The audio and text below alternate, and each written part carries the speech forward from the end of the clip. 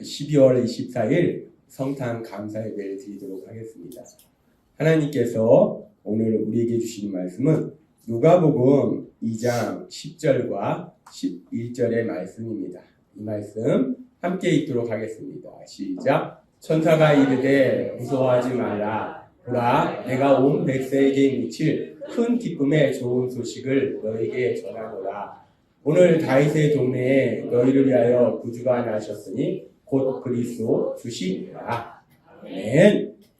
오늘 시간 하나님께서 우리에게 말씀하실 때 우리가 한 주간의 삶 속에 기억하고 체험하라고 매주마다 우리 입술을 통해서 선포하게 하시는 말씀 빌립보서 4장 13절 말씀 힘차게 선포하는 시간 갖도록 하겠습니다. 빌립보서 4장 13절 말씀 내게 능력 주시는 나의 주님 안에서 내가 모든 것을 할 수 있느니라. 아멘.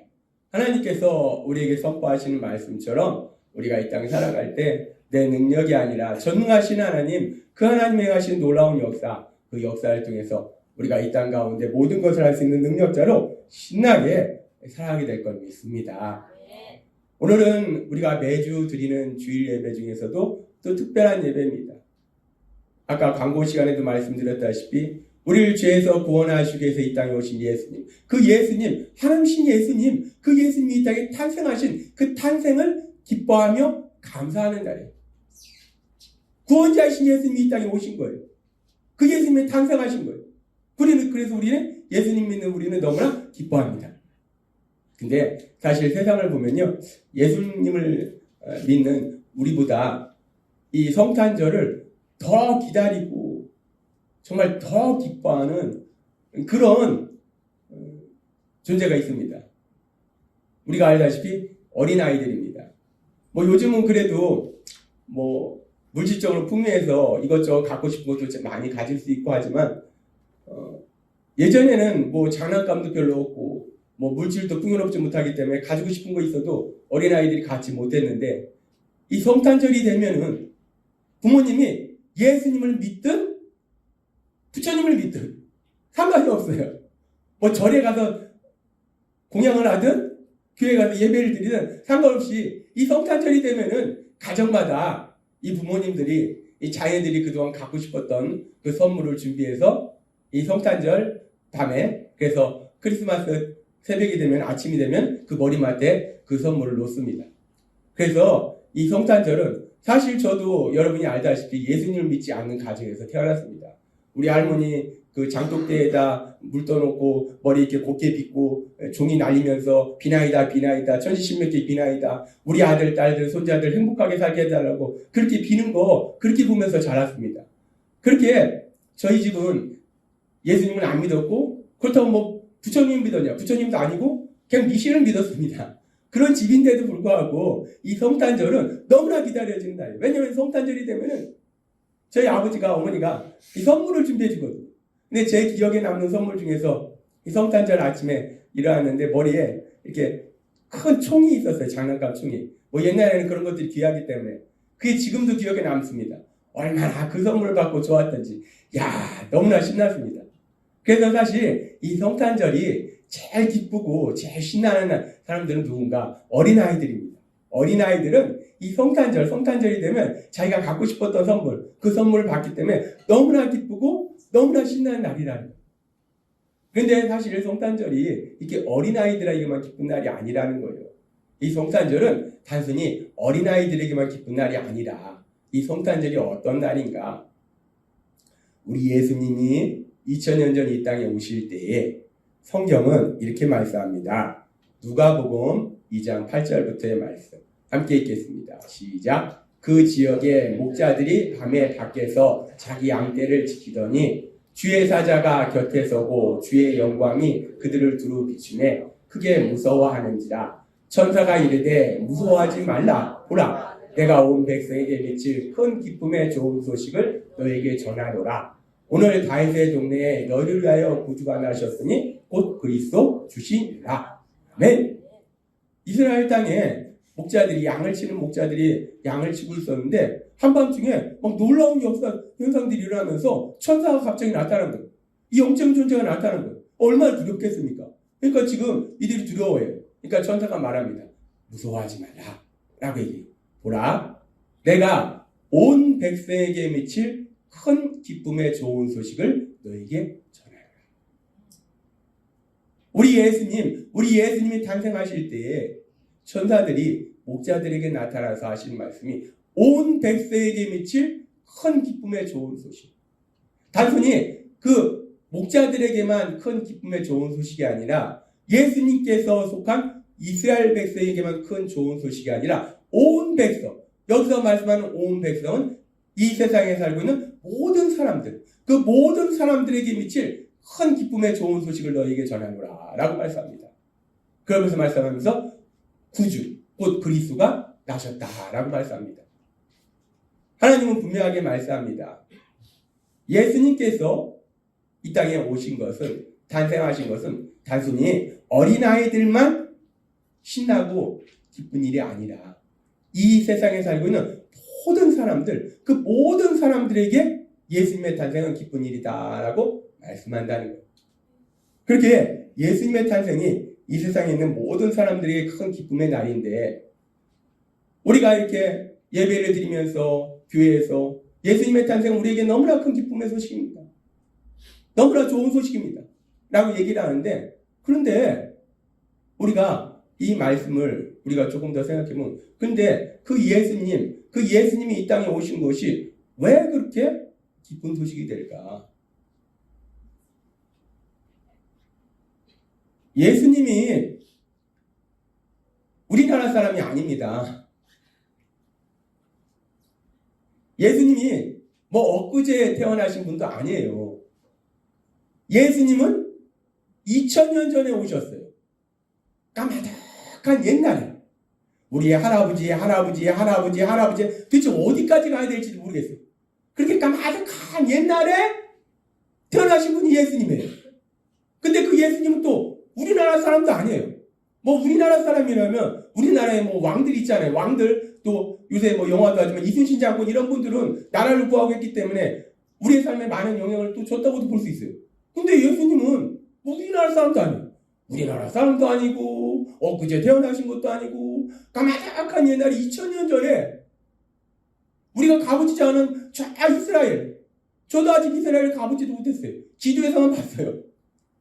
저 먼 나라 이스라엘, 그 나라에 예수님이라는 분이 탄생하셨는데 2000년 전에 그것이 2000년이 지난 지금 현 시대에 대한민국에 살고 있는 나한테 도대체 왜 그게 기쁜 소식이냐?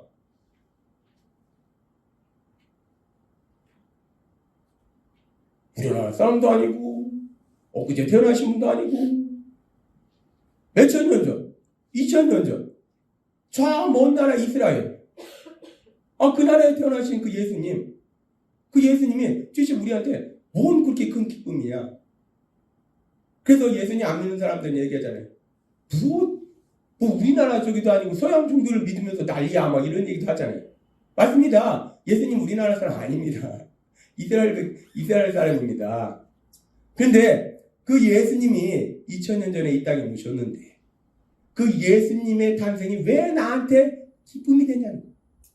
그 예수님의 탄생이 2000년 전에 저 먼 이스라엘에 탄생하신 그 예수님의 탄생이 지금 현재를 살고 있는 내 삶에 도대체 어떤 영향을 행사하시냐는 거예요. 어떤 영향을 주냐는 거예요. 오늘 하나님이 이 부분에 대해서 우리에게 다시 한번 생각하게 하십니다. 그렇게 2000년 전 아주 먼 옛날 저 먼 나라 이스라엘에서 탄생하신 우리나라 사람도 아니고 이스라엘 사람인 예수님, 그 예수님이 이스라엘 사람으로 오셨는데 그 탄생이 왜 우리에게 큰 기쁨인가? 우리가 그 이유를 알기 위해서는 그 예수님, 하나님이신 예수님, 그 예수님이 왜 이 땅에 오셨는가? 그 이유를 알아야 돼요. 하나님이신 예수님, 그 예수님의 탄생이 우리한테 너무나 큰 기쁨인데 그렇다면 그 예수님이 왜 이 땅에 오셨는가? 우리가 알다시피 예수님은 하나님이시다라고 말씀해요. 요한복음에서 계속 말씀하고 있어요. 성경 전체를 통해서 말씀합니다. 예수님은 하나님이시래요. 하나님은 이 땅을 창조하신 분이에요. 신이에요. 우리는 피조물이고 신이라는 거예요. 신이라는 존재, 그 신이라는 존재가 피조물인 보잘것없는 우리 인간의 모습으로 이 땅에 오셨다는 거예요. 왜 신이 그냥 신의 모습으로 멋지게 막 뒤에 막 찬란한 빛이 나면서 이런 모습으로 날개 달고 이렇게 오시지, 왜 피조물, 자신이 만든 피조물인 인간의 모습으로 이 땅에 오셨을까? 하나님은 왜 하나님이신 예수님이 이 땅에 오셨는지에 대해서 분명하게 우리에게 말씀한다. 예수님이 왜 이 땅에 오셨는지는 우리가 추측하는 게 아니에요. 내 생각에는 말이야, 신이 이 땅에 오신 이유가 뭘까? 내 생각에는 말이야, 철학적으로 생각하는 게 아니고 우리는 그 이유를 알 수 없어요. 그렇기 때문에 하나님이 친히 말씀해 주실 때 뭐라고 말씀하시는가? 마태복음 1장 21절은 이렇게 놀라운 말씀을 하십니다. 이 말씀 같이 읽도록 하겠습니다. 시작. 아들을 낳으리니 이름을 예수라 하라. 이는 그가 자기 백성을 그들의 죄에서 구원할 자이심이라 하니라. 아멘. 성경에 있는 모든 말씀들이 예수님을 믿지 않으면, 하나님을 믿지 않으면 창세기 1장의 말씀부터 다 말이 안 됩니다. 무슨 하나님이 있고 하나님이 말씀으로 세상을 창조하고 뭐가 있어야지 만들지. 아무것도 없는데 뭐 빛이 있으라니까 빛이 있고. 야, 말이 되냐? 이 성경의 말씀이요, 우리가 이성적으로 생각할 때, 이성이라는 건 뭡니까? 우리의 능력. 우리가 가지고 있는 능력. 우리가 가지고 있는 능력 안에서 생각하는 것이 이성이에요. 우리의 능력으로 빛이 있으라. 빛이 생깁니까? 안 생기죠. 그러니까 우리가 가진 능력 안에서, 이성 안에서 생각하니까 말이 안 되는 거예요. 아니, 내가 빛이 있으라 한다고 빛이 있어? 하나님이 빛이 있으라 한다고 빛이 있어? 내 능력, 내 이성 안에서 생각하니까 말이 안 돼. 성경의 말씀은요, 사실 창세기 1장 1절부터 사실은 멀리 갈 것도 없어요. 창세기 1장부터 우리가 이성적으로 생각하면 말이 안 됩니다. 이건 소설이다. 이건 공상과학 SF 영화다. 근데 이 성경의 말씀이요, 창세기 1장 1절뿐만 아니라 성경에 나오는 말씀들은 사실 이성적으로 생각할 때 도저히 이해가 되지 않는 말씀들이 너무나 많습니다. 그 말씀 중에 하나가 지금 마태복음 1장 21절이에요. 마태복음 1장 21절 다시 한번 말씀을 살펴보면요, 하늘신 예수님이 이 땅에 오셨어요. 창조주가 오셨어요. 신이 오셨어요. 근데 그 신이 왜 왔는가? 그 전지전능하신 신이 왜 왔는가? 성경 말씀합니다. 그가 자기 백성을 그들의 죄에서 구원할 자이십니다.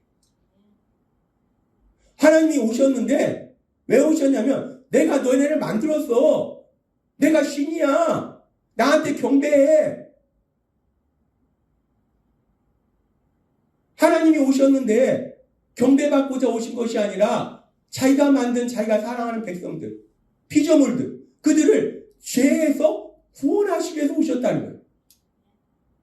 솔직히 우리는 이걸요, 세상적인 상식에서는 도저히 이해가 안 갑니다. 왜? 우리가 세상의 권력자들을 보세요. 세상의 권력자들이 말은 그럴싸합니다. 백성을 위해서, 오로지 국민을 위해서. 그런데 우리가 보잖아요. 그들이 국민을 위해서 삽니까? 자기를 위해서 살지. 어느 권력자가 국민을 위해서 삽니까? 자기를 위해서 살지. 그런데 세상의 권력자도 아니고 이 온 세상을 만드신 하나님, 그 창조주가 이 땅에 오셨는데 경배받기 위해서, 군림하기 위해서 오신 것이 아니라 백성들이 죄로 인해서 고통받기 때문에 그 죄에서 구원해 주시기 위해서, 구해 주시기 위해서 오셨다라고 말씀한다. 이성적으로는 도저히 이해할 수 없는 말씀입니다. 세상의 상식으로는 도저히 있을 수 없는 일이에요. 무슨 하나님이 우리를 죄에서 구원하시기 위해서 오셨어? 우리가 생각할 때는 하나님은 우리를 만들었잖아요. 선하게 살도록 만드셨잖아요. 죄를 졌잖아요. 그럼 왜 오십니까? 벌 주기 위해서. 니네 죽었어.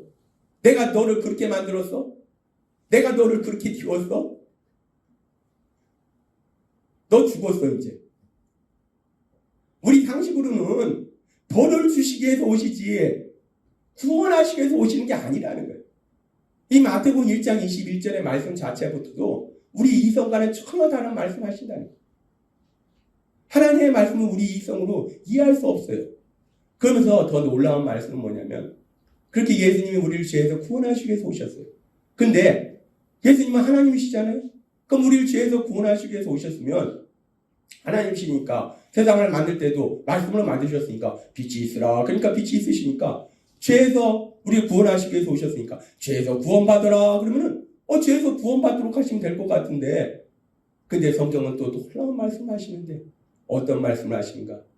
그 예수님, 구원자로 오신 예수님이 우리를 구원하시기 위해서 이 땅에 오실 것을 성경은 창세기로부터 계속 말씀하시면서 결론적으로 이사야서 53장 6절은 이렇게 말씀합니다. 우리가 이 말씀 같이 읽겠습니다. 시작. 우리는 다 길 잃은 양처럼 제각기 잘못된 일을 같으나 여호와께서는 우리 모든 사람의 죄를 그에게 담당시키셨다. 아멘.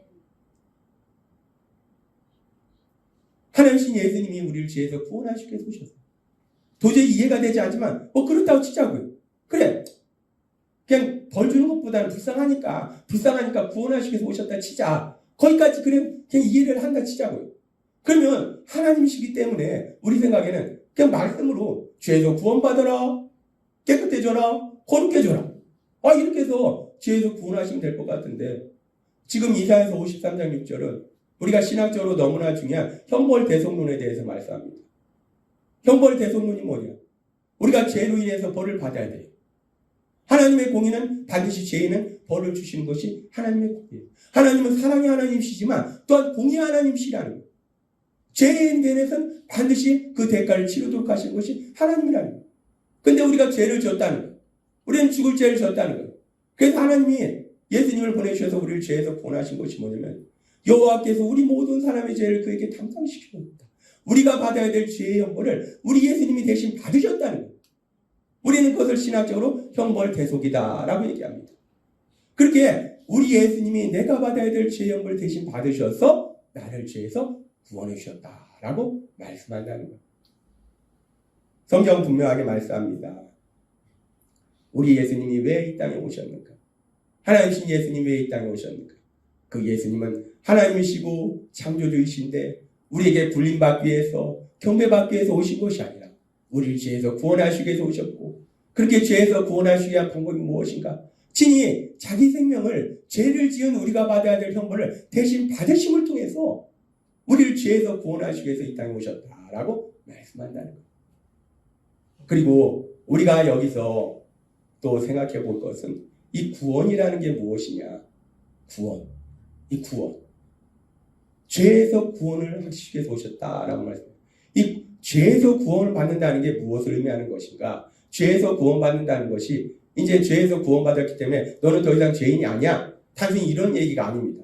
죄에서 구원받는다는 것이 무엇인가?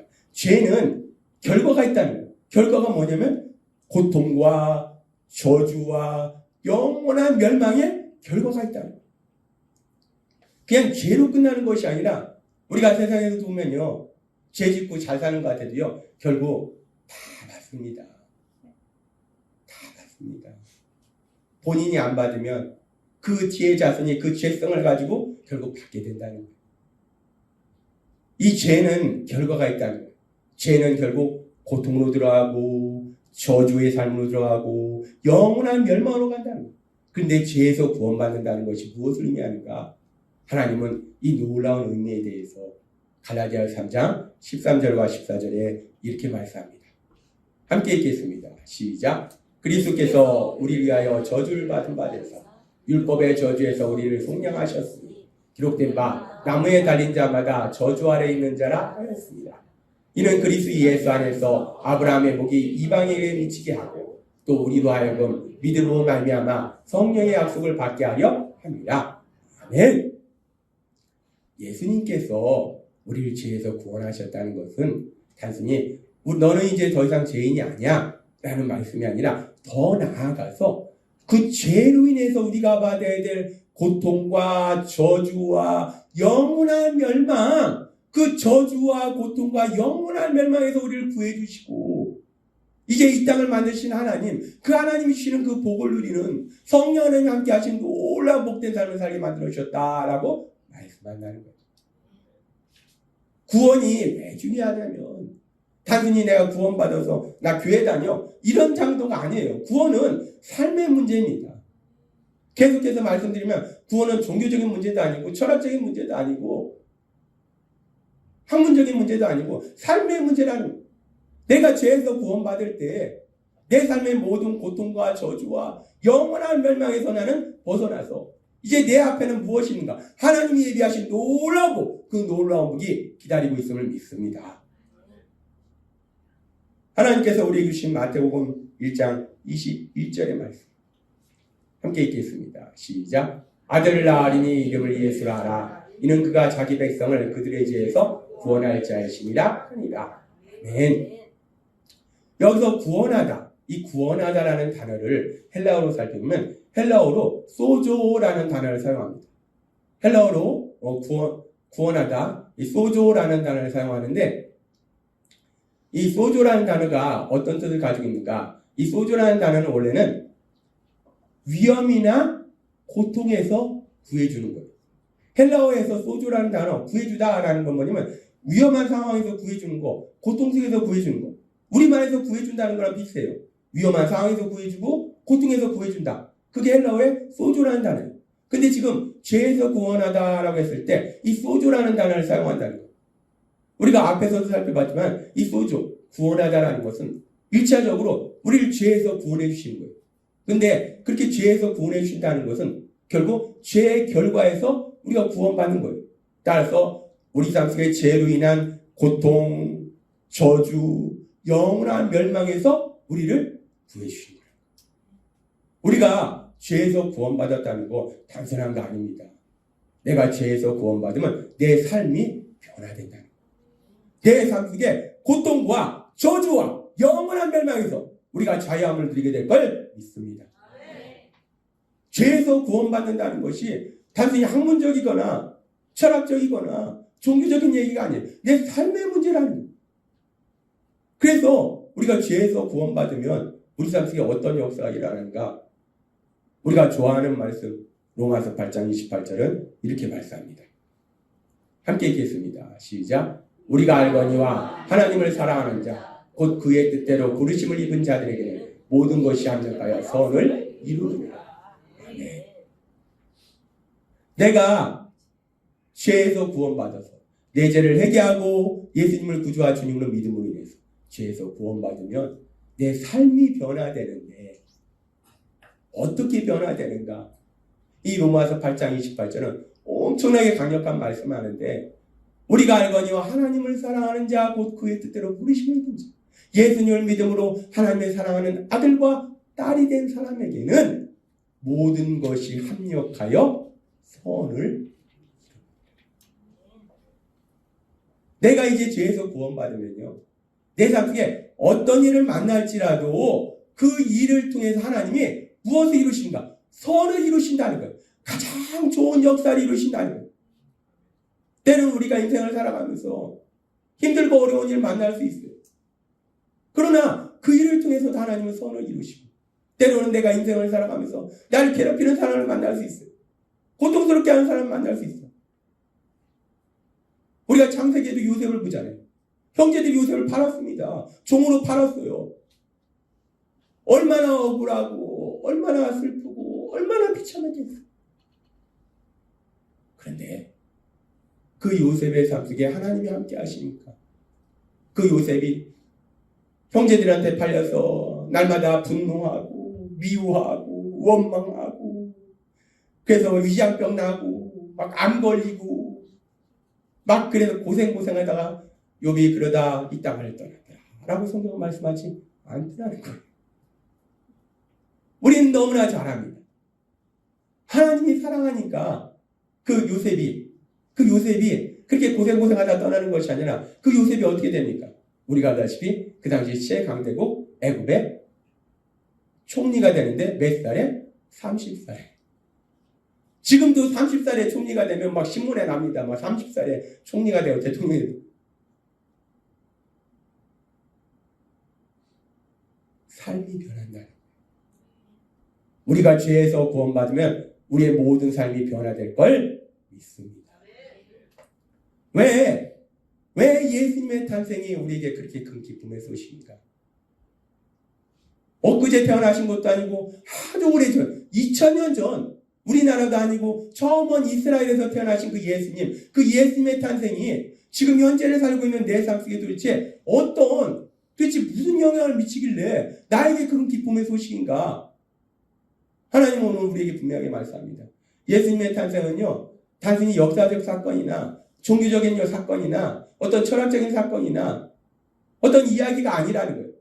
예수님의 탄생은요, 나의 삶을, 우리의 삶을 송두리째 바꿔버리는 놀라운 역사임을 믿습니다. 그래서 우리가 기쁜 거예요.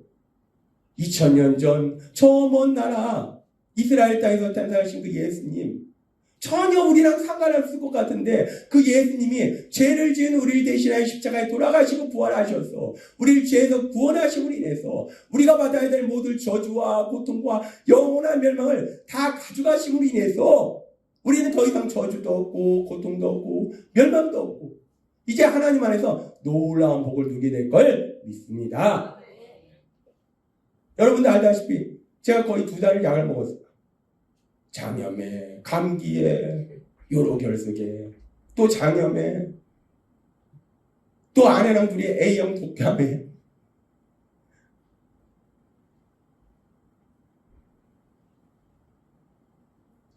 아니, 목사님 예수님 믿고 말씀 전하는데 왜 그런데요? 아니, 고통도 없고 저주도 없고 영원한 멸망도 없다면서? 예수님 믿어도 그럴 수 있습니다. 예수님 믿는 욥도 그랬고 예수님 믿는 요셉도 그랬고 예수님 믿는 다윗도 그랬죠. 우리 삶 속에 그런 시간들도 있다는 거예요. 진짜 어둠의 터널을 사망의 음침한 골짜기를 지나는 그런 시간도 있다는 거예요. 예수님 믿어도 있습니다. 그런데 분명한 것은 그 사망의 골짜기에서 음침한 골짜기에서 우리가 죽어나가는 것이 아니라 전능하신 하나님 모든 것이 합력하여 선을 이루기 때문에 그 모든 것을 통해서 하나님의 하신 놀라운 역사, 그 역사를 체험하게 될 걸 믿습니다. 그래서 예수님의 탄생이 기쁜 거예요. 우리의 삶이 변화되기 때문에 우리의 모든 삶이 변화된다는 거예요. 우리가 이 땅 살아갈 때 우리 삶 속에 이런 일을 만나고 저런 일을 만나고 슬픈 일도 만나고 속상한 일도 만나고 화난 일을 만날 수 있는데 근데 우리가 예수님 믿지 않으면 우리는 원래 죄인이기 때문에 고통과 저주와 영원한 멸망으로 가야 돼. 계속 눈물 흘리고 아프고 고통받다가 그러다가 영원한 멸망으로 가야 돼. 그런데 우리 예수님이 이 땅에 탄생하셨기 때문에 우리를 죄에서 구원하셨기 때문에 우리가 때로는 눈물을 흘릴 때 있습니다. 슬퍼할 때 있어요. 고통받을 때 있습니다. 그러나 그걸로 우리 인생이 끝나는 것이 아니라 그걸 통해서 놀라운 역사를 체험한다니. 이번에 저와 아내가 아프면서도 정말 아내도 아프고 저도 아프고 둘이 어떻게 할 수 없는 거예요. 그런데 그 시간들 속에서 제가 더 강하게 느낀 게 뭐냐면 사랑하는 우리 성도님들이 저와 아내를 위해서 간절히 기도하는 그 놀라운 기도, 그 사랑이 느껴지더라고요. 아프니까 그 사랑을 더 진하게 체험할 수 있는 거예요. 아프니까 아버지 그냥 아버지밖에 안 나와요.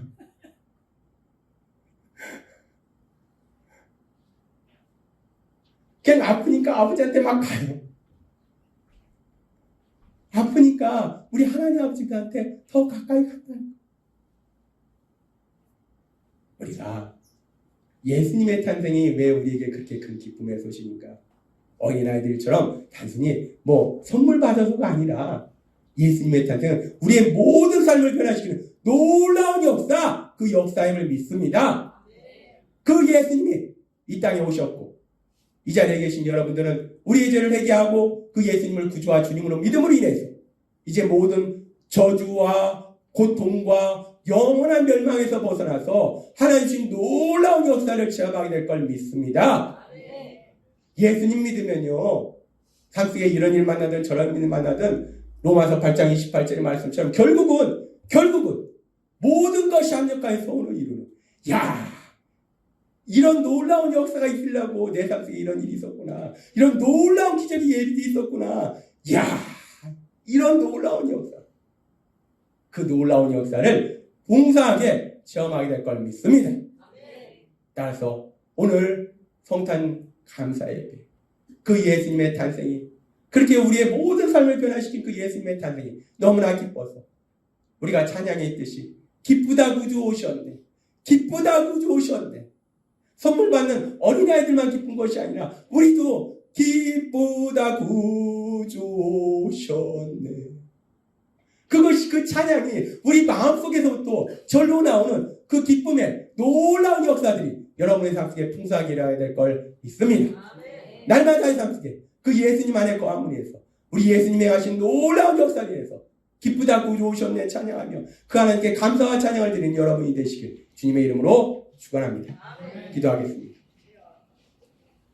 아버지 하나님 감사합니다. 오늘도 우리에게 주신 말씀처럼 우리 예수님은 엊그제 오신 것이 아니라 아주 오래전 2000년 전에 오셨습니다.